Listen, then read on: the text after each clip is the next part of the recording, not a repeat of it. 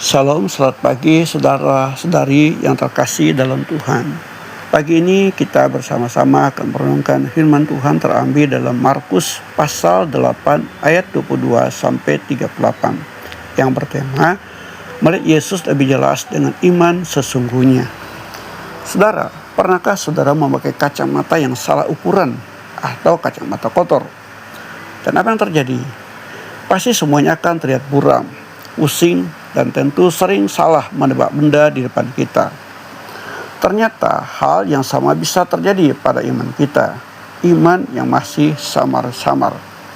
Hari ini mari kita sejenak merenungkan kebenaran firman Tuhan dari Injil Markus pasal 8 ayat 22 sampai 38. Dalam perikop ini ada sebuah kisah yang sangat unik. Yesus menyembuhkan seorang buta di Betsaida, tapi penyembuhannya tidak terjadi secara instan. Awalnya Yesus meludahi mata orang itu dan menaruh tangannya. Saat ditanya, orang itu menjawab, "Aku melihat orang, tapi tampaknya seperti pohon-pohon." Pandangannya masih buram. Baru setelah Yesus meletakkan tangannya untuk kedua kalinya, matanya sembuh total dan melihat dengan jelas. Mengapa Yesus melakukannya dalam dua tahap? Bukankah Dia Tuhan yang Maha Kuasa?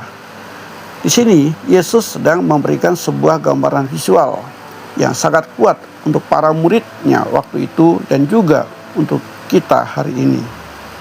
Kemudian setelah kejadian itu, Yesus bertanya kepada murid-muridnya, "Tapi apa katamu, siapakah aku ini?"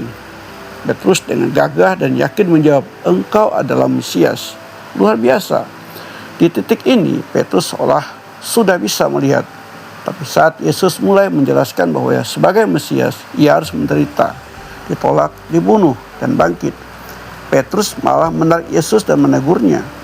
Petrus tidak siap menerima Mesias yang menderita. Petrus melihat Yesus sebagai Mesias, tapi Mesias versi manusia. Mesias yang akan jadi raja duniawi, bukan Mesias yang harus mati di kayu salib. Petrus hanya mau Mesias yang jaya dan menaklukkan penjajah. Di sini letaknya masalahnya. Secara rohani, pandangan Petrus masih buram. Ia ibarat orang buta di tahap pertama tadi. Melihat orang tapi seperti pohon. Petrus melihat Yesus sebagai Mesias, tapi pemahamannya tentang Mesias masih salah kaprah. Ia belum melihat gambaran sepenuhnya. Itulah sebabnya Yesus menegur Petrus dengan sangat keras. "Enyahlah iblis, engkau bukan memikirkan apa yang dipikirkan Allah, melainkan apa yang dipikirkan manusia." Yesus kemudian memanggil orang banyak dan menegaskan syarat mutlak menjadi pengikutnya. Ia berkata, "Setiap orang yang mau mengikut aku, ia harus menyangkal dirinya, memikul salibnya, dan mengikut aku." Inilah penglihatan rohani yang sejati.